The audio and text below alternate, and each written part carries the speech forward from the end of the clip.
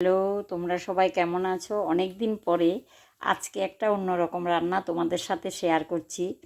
আসলে সব সময় একই রকম খেতে খেতে তো আর ইচ্ছে করে না। তো আমি আজকে একটা ঢেঁড়সের তরকারি রান্না করব। এই যে দেখো, ধুয়ে কেটে রেখে দিয়েছি।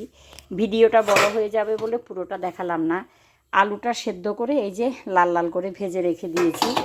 আর আছে এখানে ডিম, তারপরে পেঁয়াজ কেটে রেখেছি। দেখো ডুমো ডুমো করে, দেখতে পাচ্ছ কিনা? এই যে ডুমো ডুমো করে পেঁয়াজ কাটা কড়াটা বসিয়ে দিয়েছি। আর দেখো এখানে সর্ষে আর কাঁচা লঙ্কা বাটা আছে। ঝাল যে যেরকম খাও, তবে সর্ষেতে বেশি ঝাল যায় না, এটা তোমরা জানো। তো আমি নিজের মতো করে একটা তরকারি রান্না করছি। কেমন তোমরা রান্না করে খেয়ে বলবে কেমন হয়। তো আমি ডিমটাকে ভাজবো না, এমনি সেদ্ধ করে কেটে রেখে দিয়েছি। এবার আমি কড়াইতে একটু তেল দিই। কড়াতে তেল দিলাম। দেখো আমরা কিন্তু তেল মশলা বেশি খাই না, এইটুকুখানি আমি তেল দিয়েছি। দিয়ে একটা তেজপাতা ফোড়ন দিয়েছি। তারপরে যে ডুমো ডুমো করে পেঁয়াজটা কেটে রেখেছি ওটা দিয়ে দিলাম।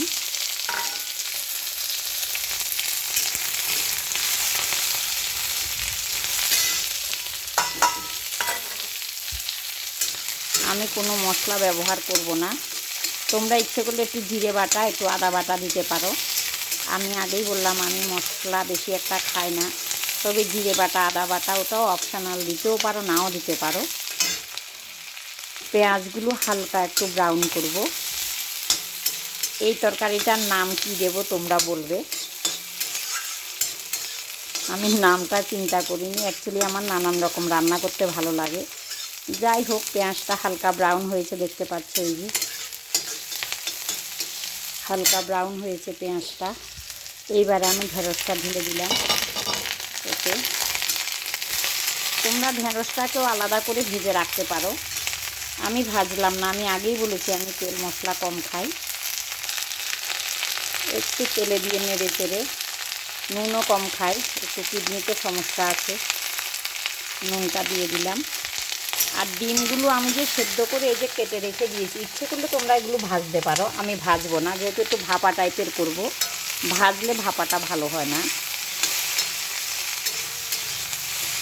তো আমি নুন দিয়ে দিয়েছি, পরিমাণ মতো নুন। আর একটু লাগবে মনে হয়, আলুতেও নুন দিয়ে ভাজা, হালকা একটু বেশি হয়ে গেলে আমার বর চেল্লাবে। তো আমি একটু ঢেকে দিয়ে দিই। এই রান্নাটা অ্যাকচুয়ালি খুব তাড়াতাড়ি হয়ে যায়, বেশিক্ষণ টাইম লাগে না, খেতেও খারাপ না। আমি একদিন রান্না করে খেয়েছি। দেখো এবার আমি একটু হলুদ দিয়ে দিচ্ছি, বেশি দেব না, এগুলি আমার ঘরে তৈরি হলুদ, বেশি দিলে তেতো হয়ে যাবে।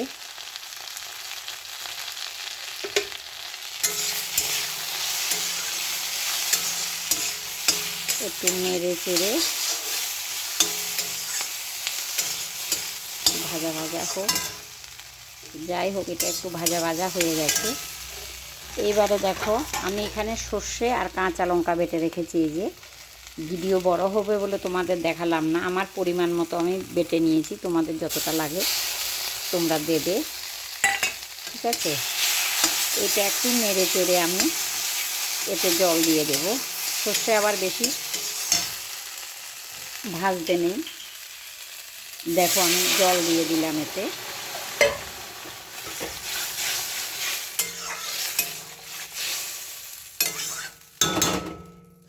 শুকনো শুকনো করব, জল দিয়ে। দেখো আমি ডিমগুলো দিয়ে দিচ্ছি উপর করে।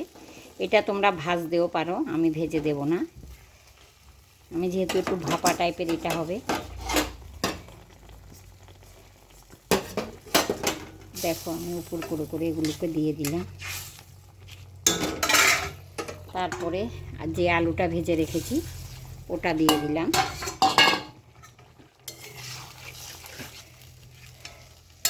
যেহেতু সর্ষে আছে আমি এতে একটু চিনি দেব। দেখো আমি এই পরিমাণ চিনি দিলাম, ওইটা অপশনাল, তোমরা দিতে পারো। এখন তো লোকে সুগার টুগার কত কারণে চিনি খায় না, কিন্তু সর্ষে বাটাতে একটু চিনি না দিলে সর্ষে বাটার তরকারিতে আমার মনে হয় তরকারিটা ভালো হয় না।